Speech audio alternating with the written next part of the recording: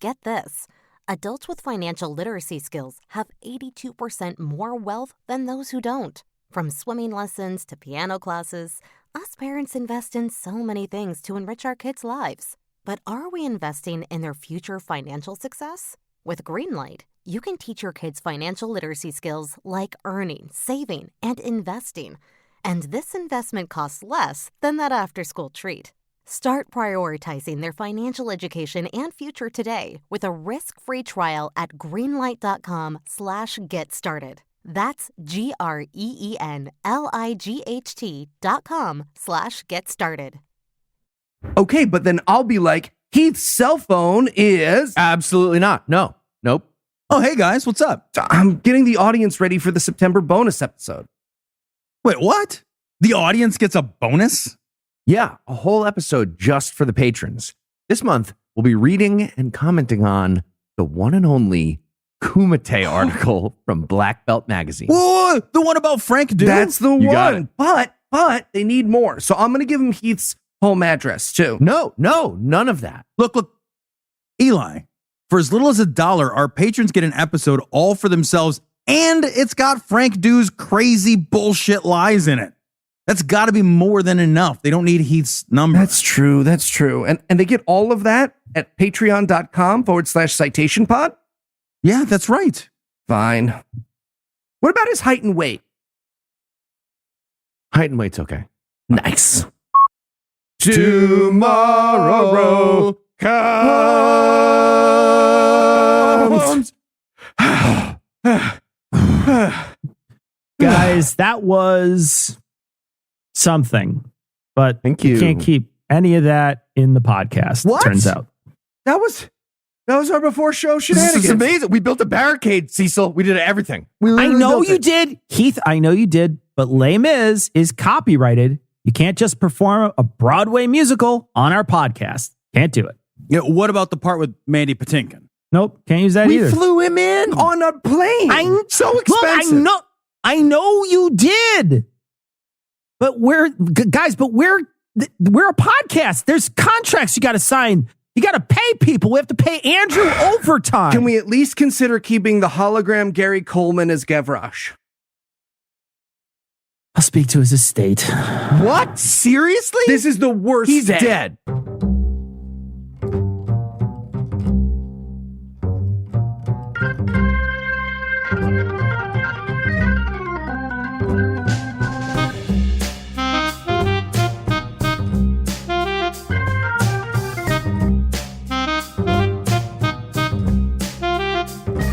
Hello and welcome. Citation Needed, a podcast where we choose a subject, read a single article about it on Wikipedia, and pretend we're experts. Because this is the internet, that's how it works now. I'm Heath, and I'm joined by 3 authors known for 2 or less books, just like Victor Hugo, Tom, Cecil, and Eli. Joke's on you, Heath. Nobody really knows about our books. It's the Grand Unified Theory of Bullshit, though. Available everywhere fine books are sold. Admittedly, between the two of these guys, there's a lot of unread poetry, too. So a lot of unread poetry. Question. Are we allowed to use our mommy's Nope. literary output? Nope. Because if we are, Nope. I'm No. crushing it. And we're Lee not. Bennett Hopkins Award. Sorry, what was the name of the award? You've never said Lee that before. Bennett Hopkins Award? Maybe you've... Cool. Got it. That was your mom Yeah, that was who got my mom. that? So cool. So, Tom, what person, place, thing, concept, phenomenon, or event are we going to be talking about today? Today, we are going to be talking about Victor Hugo. I thought you were going to say the Lee Bennett Hopkins. I'll Today, we're going to be improvise an talking about the essay Lee on that. Bennett Hopkins Award, Prestigious. Part 1. All right. Victor Hugo. And are you ready to start the show like more than we already clearly have? Yeah, I am, if only to get Eli to stop Yes. singing Yes. Castle on a Cloud. Boo. No deal. All right.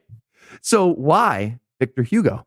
All right, so I'm going to talk about Victor Hugo, and he is an absolutely fascinating character in every way. But I just want to be clear that I cannot possibly do his story justice in any real way in this short space of this show. So having said that, I want you to rest assured that while I will certainly forget to include some really important shit, and I will unintentionally omit other really important shit in the interest of some attempt at brevity, please know that I only picked this topic because for all the important work of Victor Hugo, I am mostly actually telling the story because he was a huge horn dog and everyone needs to know about it. And some element of that horn doggedness is actually built right into the Victor Hugo origin story, actually. On the summit of France's Mont Denon, there is a plaque commemorating the place out in the open with breathtaking views of the borders of France, Germany, and Switzerland, where Victor's parents conceived him. Huh. There's a plaque. Yeah, there's a plaque. That's awesome. Imagine for a moment being so fucking famous that there is a plaque, not just for where you were born, but for where your parents fucked outside that one time. I'm glad this isn't a common practice because the sign would give away why grandma's couch is covered in plastic, man. Yeah. Yikes. Keith's mom's house would end up just covered in plaques. It looked like it was tiled Wow. from the inside. Wow. All right. In fairness, my parents, seriously, I'd have like friends over at the house as a kid. My parents would walk in and be like, we just fucked. Oh, Jesus. Yikes! What? So messed up. I don't know if they were outside or inside. It doesn't matter. It's not really the point when you're a kid. Do they carry plaques with them just in case? Or They made Heath sign it. The puzzle of Heath really fits together here over on Citation Needed. That's really a lot of questions are coming together Everything right really- now. My dad was a sculptor. He could have made himself plaques every time. I don't know. It wasn't pleasant. Fuck plaques. All right. So those outdoor fucking If parents, you'd like your fuck plaque from Citation Needed. We're in the middle of a record, but I really want to stop listening and buy fuckblacks.com right now. Just know whenever I'm late on a joke, it's because I'm trying to quietly buy fuckblacks.com on my end of the computer. All right, so those outdoor fucking parents were Joseph Leopold Hugo and Sophie Trebuchet, Awesome name. which is her Nice. real name, and that is awesome. Yes, it You're right, is. Cecil. Joseph was a general in the Napoleonic Army, rising to that position after having enlisted in the army of Revolutionary France at the age of 14. Huh. A fact I find personally incredible after having spent a sizable amount of my weekend cleaning up after a sleepover with 4 teenage boys, none of whom I would give a bayonet, musket, or even a particularly sturdy shovel to. I still think it's weird you invited those teenage boys over, Tom. I know. Yeah. I just want Okay. to throw that out there. What? They didn't want to watch movies with me. They could have turned down the invitation. Eli. Joseph's dad, We're on a list now. interestingly, was also Oh, now we're on a list, Cecil. Yeah, that's what did it. Joseph's dad, interestingly, was also an open atheist, which in France in the early 1800s is only slightly less common than not being Southern Baptist in Alabama, while Sophie was a Protestant. Mom and dad also didn't share the same political beliefs as one another, with Joseph supporting the Republic and Sophie loyal to the monarchs her husband's army had helped depose. Okay, very Sam and Diane. I actually get that. I feel like that improves the sex, right? Just arguing about hating the other person's politics does improve sex in my very brief experience. Generally, being a general involved rather a lot of moving. And since that sucks and fucking at the top of a mountain can only sustain a relationship without any common values for so long, Citation needed, Tom. Sophie soon separated from Joseph and began banging Victor's godfather. All right. like Soon you do. enough, however, Joseph returned with a very fancy title, and the family reunited long enough to learn that Joseph was also getting his Rocky Mountain rocks off, living with an English woman named Catherine Thomas. So things seem tense. Yeah, they bump into each other accidentally at Raw Dog Point or whatever. It's so weird. Ooh, yeah. So question, Super is that weird. a dib situation or a nobody uses it situation? Tricky. Good question. But again, this was the very beginning of the 19th century in France. So if you were a general, this is basically your tax season, and you were busy just all the time. Joseph was called up pretty immediately to fight Spain in the Peninsula War, which I had never heard of before and did not look up. Naturally, Sophie moved to Paris where, and I love this because this is all the detail there is here, the family moved to a mansion in an isolated area off the Seine. When they moved into the mansion, there was a chapel on the property. And naturally, if you are maybe living in a Hardy Boys novel, there was a wanted fugitive living in that chapel. This fugitive, who had evidently avoided being caught by avoiding hen houses, outhouses, and dog houses. Sure. Smart. Yeah. Had been condemned to death for plotting to restore the Bourbons to power. Wiki then has this line and never mentions this again. Quote, he became a mentor to Victor and his brothers. End quote. Mentor how? And in what way? And why was mom cool with this weird friendship? None of that worth a mention, I guess. Okay, kids, one more guillotine montage, then dinner. After that. I'm sure his mother had great expectations of the relationship. Prisoner. Old book. The old book joke, everybody. Crushed it. Oh. You know who would get that joke? Lee Bennett Hopkins Award winner, Liz Rosenberg. My mom, big up. Lizzie R? In 1811, the family moved to Spain to be nearer to the war Dad was fighting, I guess. But it must have been okay because there Victor went to school in Madrid. It's gotta suck to commute to war. You know what I mean? Like you gotta put all your spears in the car, hanging out the top. Drop off line takes forever. There's an armistice by the time you get in there. Now, Sophie, having had enough of Joseph, left Victor and his brothers with military dad, and she just fucked off back to Paris to get away from her marriage and go back to banging Victor's godfather. Bummer situation for Sophie, though, because that guy was arrested and executed the next year.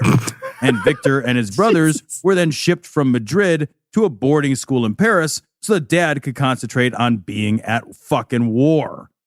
So pretty much the standard childhood picket fences kind of story. Yeah. At this point, treason was right up there with smoking and heart disease and cause of death. So.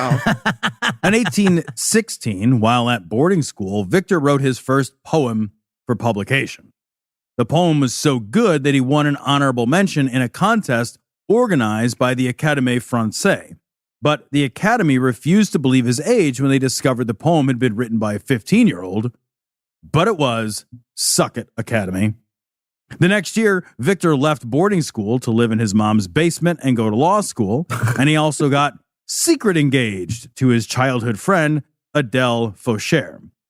Victor had to hide the engagement because mom didn't approve of the match. Sophia died in June of 1821, and Victor's dad celebrated by marrying that English woman he'd been seeing within a month of hearing the news. Victor mourned his mother's passing by also getting married. I like that they didn't believe it was 15. You got to love the French. 15 is too young to write good poetry, but if you were in the army, you'd like already be a colonel or something. All right, now I'm picturing my toddler in a little admiral costume, and it's adorable. In 1819, Victor and his brothers began publishing a periodical together, and Victor published his first novel in 1823, his second in 1826. Neither of them you or I have read. Then, Hugo realized that poets in the 1800s got laid a lot, and poems are easier to write than novels. So he published 5 volumes of poetry from 1829 to 1840. And to be fair, Hugo was an extremely accomplished poet. Low bar. His first collection of poems that he wrote when he was only 20 earned him a royal pension from Louis XVIII.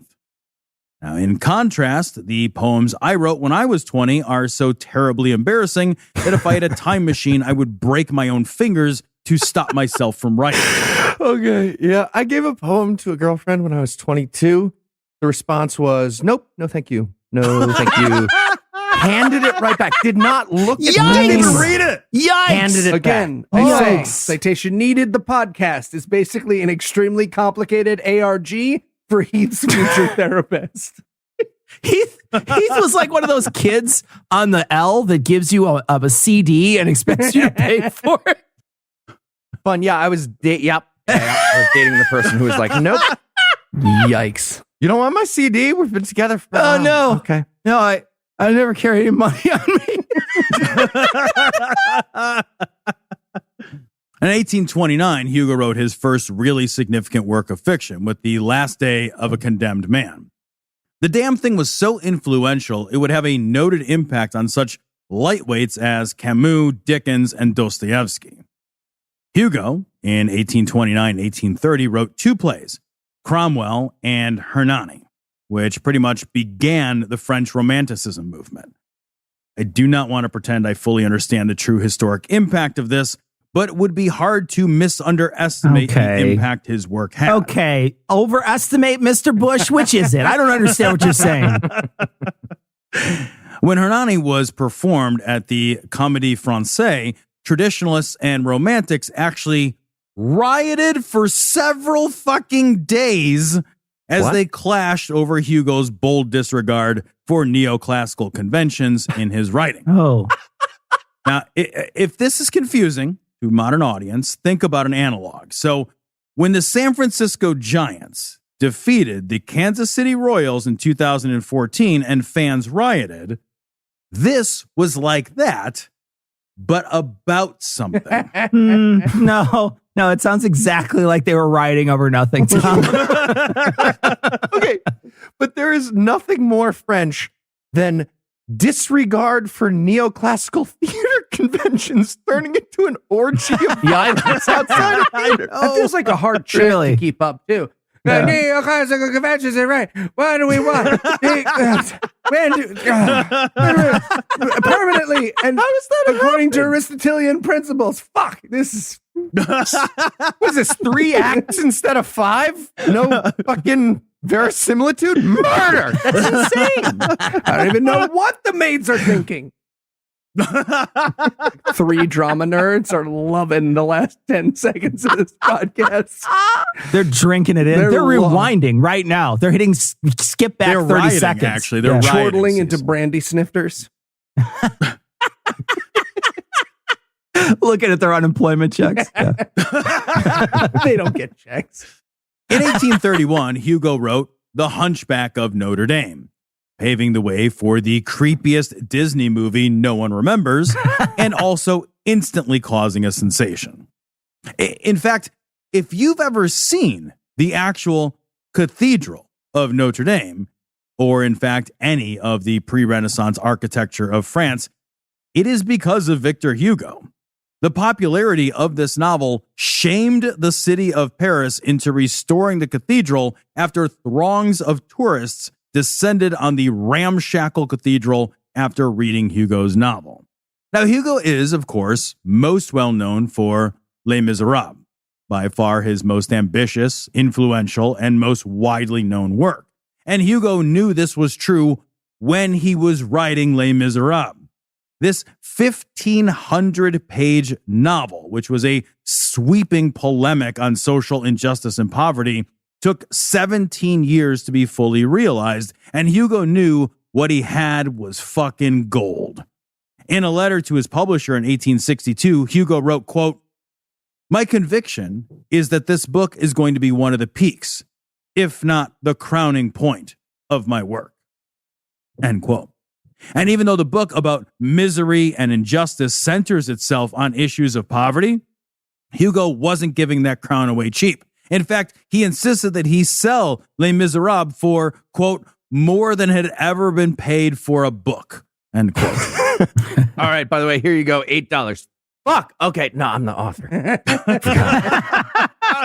Just give me one. Now, he got the money. For Les Miserables, Hugo was paid the absolutely unbelievable sum of 300,000 francs. This was enough money to, according to the Paris Review, quote, start a small railway or endow a chair at the Sorbonne. And that 300,000 francs only actually bought the rights to Les Miserables for 8 years. This was, until very recently, by many estimates, the most lucrative book deal in history. And podcast listener, if you want to be depressed, the book deal in modernity that beat that record that I could find is James Patterson's deal with Hachette to write 17 books. What kind? For who? About what? Doesn't matter. Just 17 books, please, for $150 million. Wow. Well, this deal was a huge gamble. We will talk about this in a bit, but Hugo at this time was a political exile. The publisher was a relatively small-time Belgian outfit, and the logistics were a fucking nightmare. The emperor, being the one who had exiled Hugo, was not overly keen on the book being published, but the money was spent and all the right dominoes had lined themselves up. The first international copyright treaty had just been signed, which made it much less terrifying for a Belgian publisher to market and sell a French novel. The steam-powered printing press made producing cheap copies of the monster tome even possible, and inexpensive paper had recently become mass-produced. A sale this size of a book this enormous on a scale like this wouldn't have even been physically possible just a few years before. To make matters worse, the book was, of course, handwritten with a literal quill. And again, Hugo was living in exile. So every revision and proof had to be traded back and forth between the publisher and Hugo, and it had to be messengered by ship through storms and weather and all that shit to be read and rewritten and returned. Wow, the first draft came back 900 pages crossed out. Just like, all right, steam press not ready yet. So this part is now yada, yada, yada. Fucking thief dies. They sing on a pile of chairs. Yeah, there you go. It's a musical now, too, by the way. We made it a musical. So then all these pages had to be typeset for mass production, and this all had to be done in secret. Because again, the Emperor of France absolutely hated that this was happening. And to make this insane gamble work, the Belgian publisher had to have a secret sublet with a French publisher. And the whole thing had to be perfectly hush-hush, while at the same time, they plastered every wall in and around Paris with a "What is the Matrix" style ad campaign. Not a single advance copy was created, sent, or leaked. Yeah, I mean, sure, if today's pirates had to hand etch every stolen DVD of the Tooth Fairy starring Dwayne "The Rock" Johnson, there'd be less of those lying around too, Tom. Les Miserables launched on April 4th, 1862, and it was actually the first ever truly international book launch. The book became available all at once in Brussels, Paris, London, St. Petersburg, and cities across Europe. 6,000 copies were sold on day one in Paris alone, though the book had to be broken up into parts because it was, again, just too physically large to sell it in one piece. When the second installment became available, people in Paris brought carts and wheelbarrows to buy as many copies as they could carry. Black market literature guy selling it in an alley nearby by the page. It's just, stay, buddy. Lucy's, loose leafies.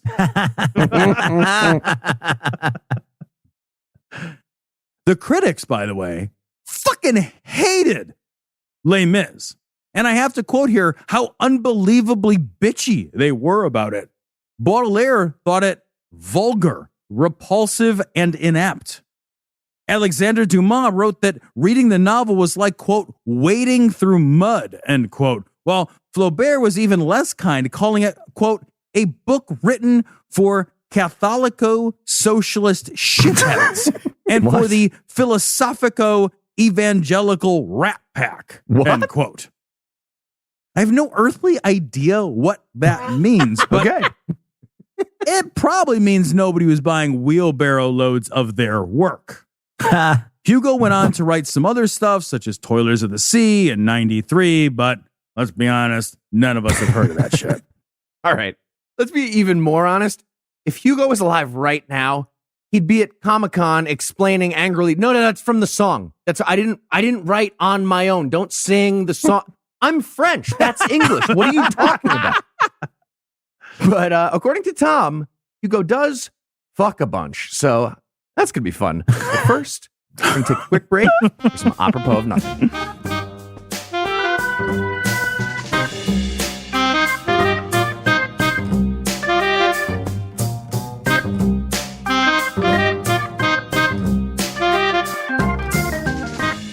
You wanted to see me, sir.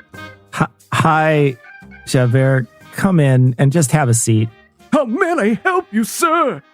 Oh, right. Okay.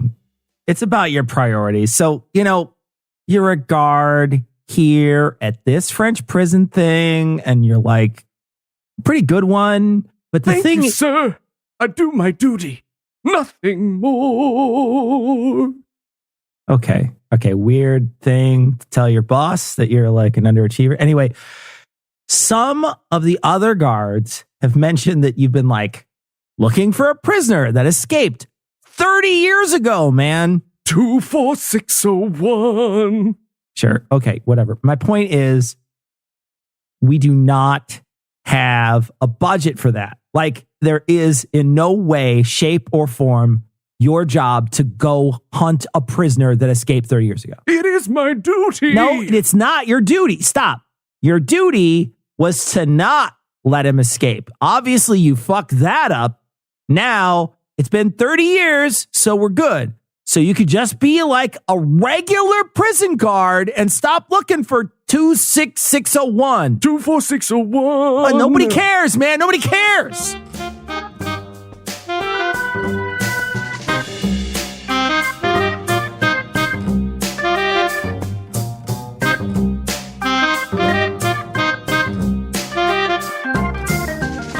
Hi, I'm Eli Bosnick, And I'm Cecil something Italian.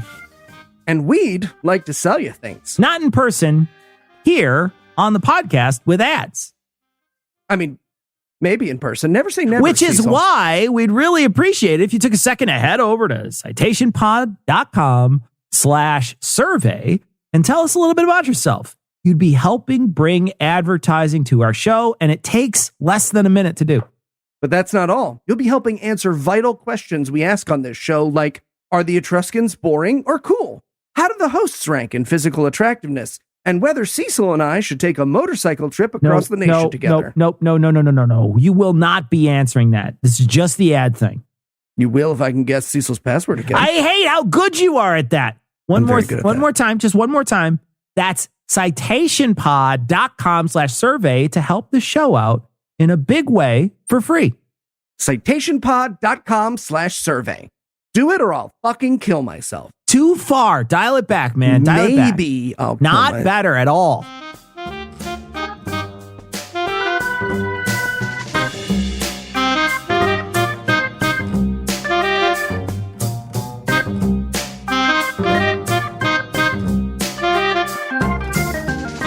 And we're back. When we left off, Victor Hugo was the James Patterson of 1862. What's next, Tom? Yikes. All right, well, now that we've established Hugo's street cred as a writer, we've got to also talk about his personal and political life. For a touch of context on this next part, you have to realize that there was a time in history, definitely not now, but definitely France in the 19th century, when being influential for creating meaningful works of art mattered. Not just because it came with a crazy amount of commercial success, but because there really was a time when serious people tried to find other serious people and then build a world based on ideas rather than on who can win a bellicose 3-sentence maximum screaming contest held in a literal void. Boo, nerd. Ivermectin's real. This will feel really out of place, so just try to keep some of that in mind. I'm sorry, I'm having trouble relating, Tom. Was the Emperor quote tweeting Hugo or just like referring to him in tweets and everybody knew it? I'll kill you. I will kill you. In 1841, 12 years before publishing Les Miserables, but after his success with Hunchback and a bunch of poems, Hugo was finally admitted to the Académie Française. I say finally because the pissing match between traditionalists and the French romantics that motivated those riots from earlier also meant Hugo was cock-blocked from the Academy for a while. And entering the Academy, that was a big deal because this also made Hugo politically relevant. By 1845, he had entered the upper chamber of Was there Parliament. like a commemorative plaque where he entered the upper chamber? Maybe a lower back tattoo.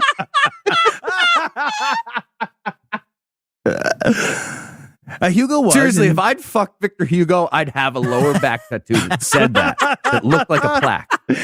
Hugo was, in 1845, more progressive by far than your shitty uncle you have to tolerate at Thanksgiving. He spoke out against the death penalty, against social injustice, in favor of the freedom of the press, and in favor of the right of Poland to self-govern itself.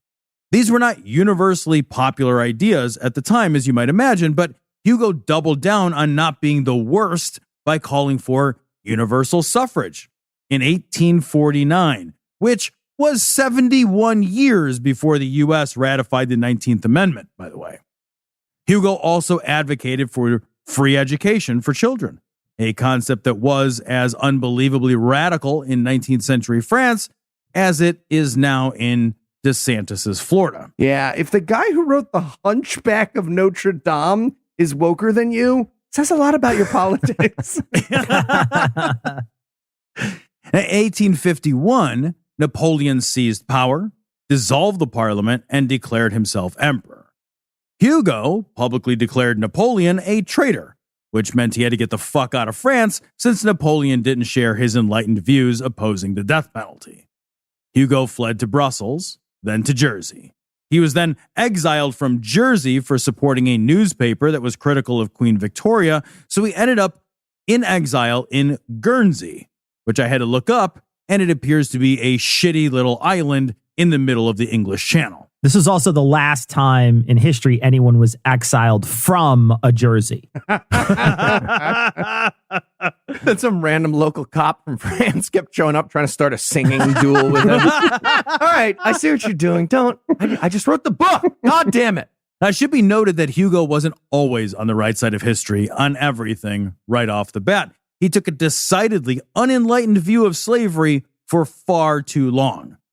Until, that is, he met with Victor Schulker. I mispronounced that. I think I nailed that one. No, it's good. An abolitionist writer who convinced Hugo of the righteousness of the cause. And by 1851, Hugo was a vocal abolitionist. Writing of the United States, quote, "It is the duty of this republic to set such a bad example no longer. The United States must renounce slavery, or they must renounce liberty," end quote. And writing of John Brown, he wrote, quote, "Assuredly, if insurrection is ever a sacred duty, it must be when it is directed against slavery," end quote. From the moment of his conversion to the abolitionist movement forward, Hugo became a stalwart and vocal ally to the cause. That was an excellent paragraph that can be summed up as he eventually thought black people were people, Tom. I thought you did a great job. Now, Hugo's opposition to injustice was not lip service. After being cast into exile for his critique of Napoleon, he refused amnesty, and he remained in exile until Napoleon himself fell from power, when Hugo returned home to France and was quickly elected to the Senate. He advocated basically for the European Union, though his term was the United States of Europe, and he called any war in Europe a civil war. Now, as great and influential a man as Hugo was, none of that is why I wanted to write this essay. That was all filler, so that Cecil doesn't edit my essay down to a short apology about why we have no episode this week. You said there's fuck stuff. There is fuck stuff. Yes. What I really want to tell you about Boo, is this more next historical context. Boo! Talk about fuck stuff. Nobody cares. This next stuff is admittedly pretty petty and trivial compared to the great man's many accomplishments, but I am a small man who feels unaccomplished when I read about people like this, so let's get into it. Hugo was a procrastinator, so much so that when he needed to write, he would strip himself naked and then give all of his clothes to his wife with instructions that she not return his clothes to him until he had completed a chapter or two of whatever he was working on. This actually became such a habit of his that eventually he did most of his writing completely nude. Nice. Now on, when I'm public speaking, I'm going to imagine everyone in the room is a procrastinator. Thanks, Tom. I actually do the same thing as Hugo with the naked writing, but for me, it's just to avoid doing laundry quite as often. That's all I do. Is that better or worse? I don't know. Way worse. Jim, way Is worse. that picking Oh my cheese God. crumbs out of your chest hair? Yikes. I'm going green. Yikes. We're tied as writers. That's official. Keith, if it makes you feel any better, I agree. You and Victor Hugo are tied as writers. Hugo loved to party, and he partied a lot. Pretty much every night of his life as an adult, Hugo threw a dinner party with 30 or more guests every night. And at these parties, his favorite subject was how fucking awesome he was. And I think we've established that that was probably true, but still at some point, another lengthy tirade about how baller the host of the party is just gets old. The antidote to this was a trick that guests would frequently ask Hugo to perform, likely just to get him to shut up for a minute. So here's the trick. Hugo would take a whole orange and shove that thing into his mouth. Caliente. Then he would fill the rest of his... Oh, there's more? Yeah. there's That's a more. good trick. Yeah. How is there more? I have no idea. Yes.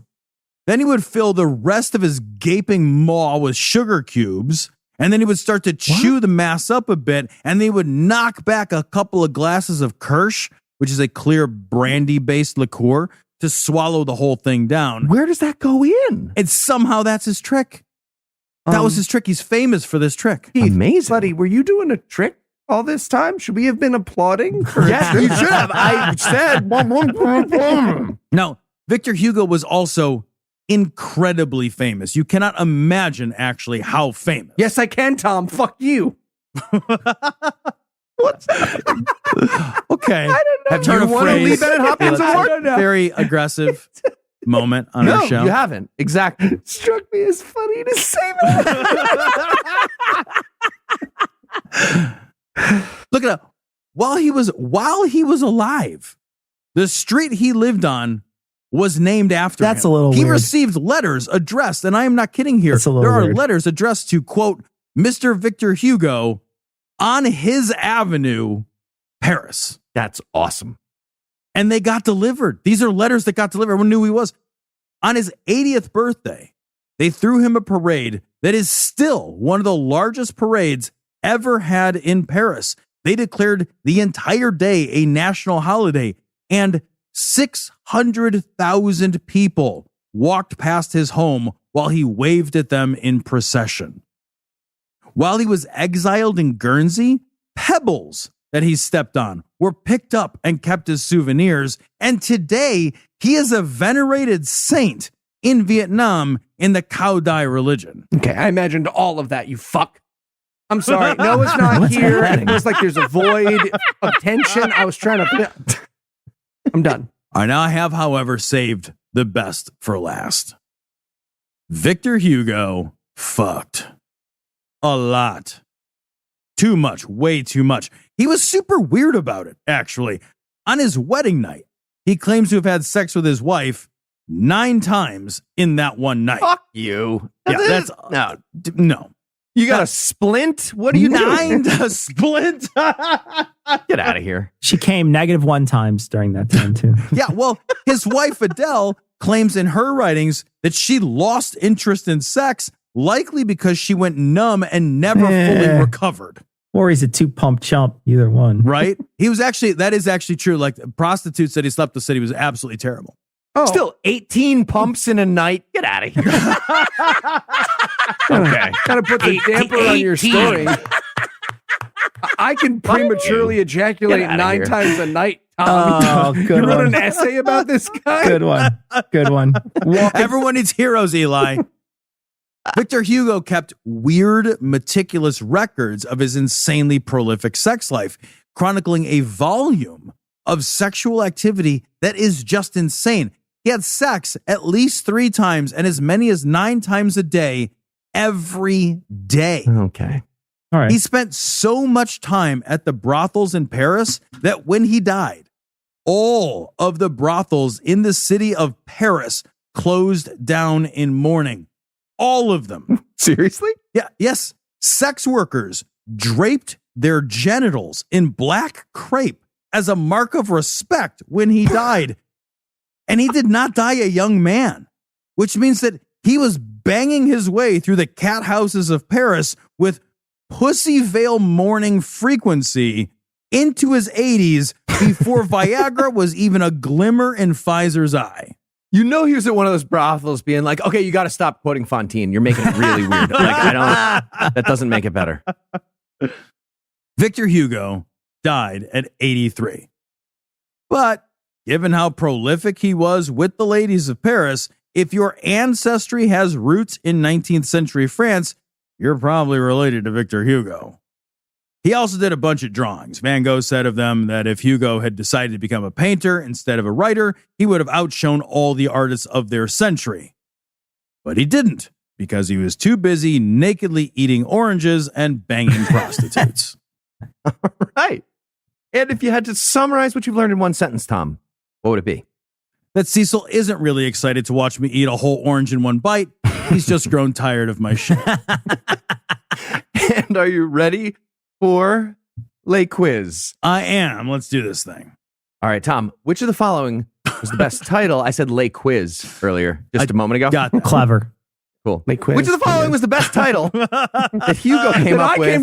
For at the start of this quiz it's that nobody appreciated. Hugo had a fuck journal. What was the best title that he came up with All right. for his fuck journal? Was it A, Plaster of the House? B, I creamed a cream? C, 24601? Or D, Lay Jizz? Oh.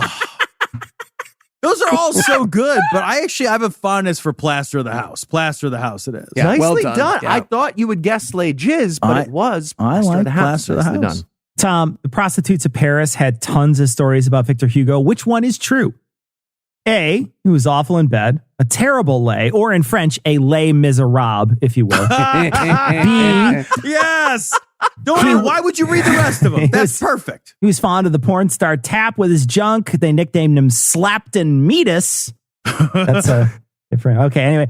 C, when he died, they all mourned the last day of a condomed man. Or D, he was into ball torture and he went by the name of the Crunch Sack of Notre Dame. Crunch sack. A is true. A is just true. You're So right. that's good. A is That's true. good. It's just Les true. And I love Miserables. it. Absolutely. Les Miserables. It's perfect. That's perfect, Cecil. Hang up your pun hat. All right, Tom. Hunchback of Notre Dame is way weirder than you remember. A, it's called Hunchback. What? B, they use the G slur so many times it should be a water-based ride at Disney. C, the plot of the movie is that Quasimodo's boss wants to rape the Romany lady. Yes, it's true. Or D, Quasimodo dies at the end, you guys. He fucking dies. And they were like, this should be a Disney movie. Let's all draw it. It is D because it is, again, the creepiest Disney movie that they have ever made. That's true. No. That is. No, it's not. so No. weird. Nope. It's not Nope. the creepiest Disney movie. What was Nope. the answer? The Eli? answer was the G slur. Leave It's What a is the Hunchback G what? Bennett I don't know what the Hopkins G-slur Award is. winner. Liz Rosenberg. All right. Well, Liz Rosenberg is the winner. Eli, I guess we'll let you on her behalf. accepted on decide her something. behalf. And Cecil should do an essay. There it is. Cool. All right. Well, for Tom, Cecil, and Eli, I'm Heath. Thank you for hanging out with us today. We'll be back next week, and by then, Cecil will be an expert on something else. Probably not. Between now and then, you can hear Tom and Cecil on Cognitive Dissonance, and you can hear Eli, Noah, and myself on God Awful Movies, Scathing Atheist, Skeptocrat, and D&D Minus. And if you'd like to hear the people sing, you can make a per-episode donation at patreon.com/citationpod. If you'd like to get in touch with us, listen to past episodes, connect with us on social media, or take a look at show notes, check out citationpod.com. Sir? Yeah, Francois. It's Javert, sir. I'm afraid he's dead. Oh, no. What happened? Yeah, he threw himself off a bridge because he let that guy he's been chasing go for like a minute. Jesus. Honestly? Good. That dude was fucking weird, man. So fucking weird. The way he talked was what? What is thank you. happening What with that? accent was that? That was insane. What is going on? He's got to stop singing everything. You do.